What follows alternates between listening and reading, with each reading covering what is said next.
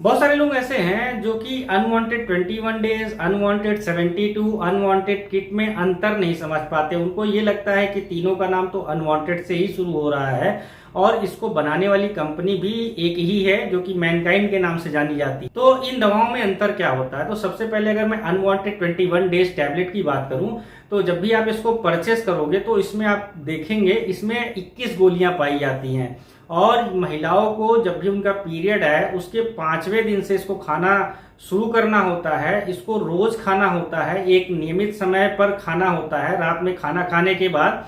और जब वो महिलाएं इसका इस्तेमाल करती रहती हैं, तो अगर वो अनप्रोटेक्टेड सेक्स भी करती हैं तो इससे उनका गर्भ धारण करने की संभावना लगभग ना के बराबर होती है, यानी वो प्रेग्नेंट नहीं होती है। और जब ये 21 गोलियां खत्म हो जाती हैं तो फिर से 7 दिन का गैप रखा जाता है और उसके बाद फिर से यही साइकिल दोहराई जाती है। तो अनवांटेड 21 डेज प्रेगनेंसी ना हो इसलिए इस्तेमाल की जाती है। अब बात कर लेते हैं अनवांटेड 72। तो अनवांटेड 72 क्या होता है? इसको इमरजेंसी कंट्रासेप्टिव पिल्स बोला जाता है। यानी जब भी मेल और फीमेल एक्साइटमेंट में अनप्रोटेक्टेड जब सेक्स कर लेते हैं तो उस समय प्रेगनेंसी ना हो, यानी कि वो गर्भ धारण ना करें, उसके लिए ये इमरजेंसी कंट्रासेप्टिव पिल्स बनाई गई है। जब भी आप इसको परचेस करेंगे, खरीदेंगे, इसके एक स्ट्रिप में केवल एक गोली पाई जाती है और इसको सेक्स करने के 24 घंटे के भीतर अगर कोई महिला लेती है तो 95% चांसेस होते हैं कि महिला प्रेग्नेंट नहीं होगी।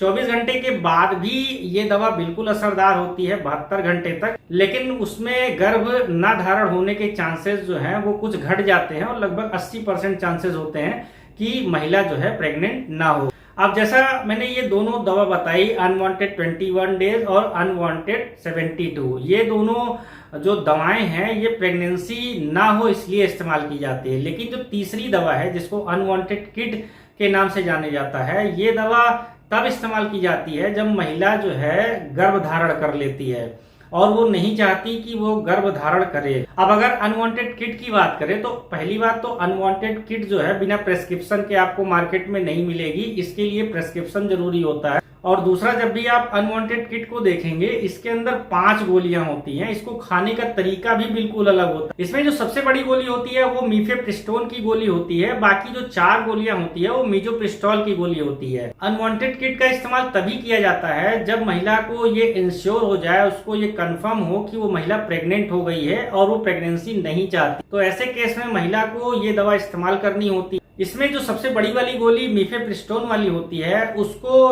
सुबह नाश्ता करने के बाद खाया जाता है। उसके 48 घंटे बाद जो बाकी 4 गोलियां हैं, एक ही दिन में चारों गोली को खाना होता है। सुबह हल्के नाश्ते के बाद 2 गोली मीजोप्रोस्टाल की, उसके करीब 4-5 घंटे बाद जो बाकी बची 2 गोलियां हैं उसी दिन मीजोप्रोस्टाल वाली बची 2 गोलियां हैं उसको भी खाना होता है। और जब ये आप 5 गोली खा लेंगे तो धीरे धीरे करके आप देखेंगे ब्लीडिंग स्टार्ट हो जाती है और भ्रूण जो होता है वो स्पॉट के रूप में ब्लीडिंग के साथ में बाहर आता रहता है। तो इसको लेने के बाद ब्लीडिंग होती है और ब्लीडिंग करीब 6 से लेके 10-12 दिन तक होती रहती है। तो मेरे ख्याल से अब आपको तीनों दवाओं में अंतर समझ में आ गया होगा। फ्रेंड, ऐसी ही जानकारी के लिए फॉलो करते रहिए मेडिसिन एंड बायोलॉजी।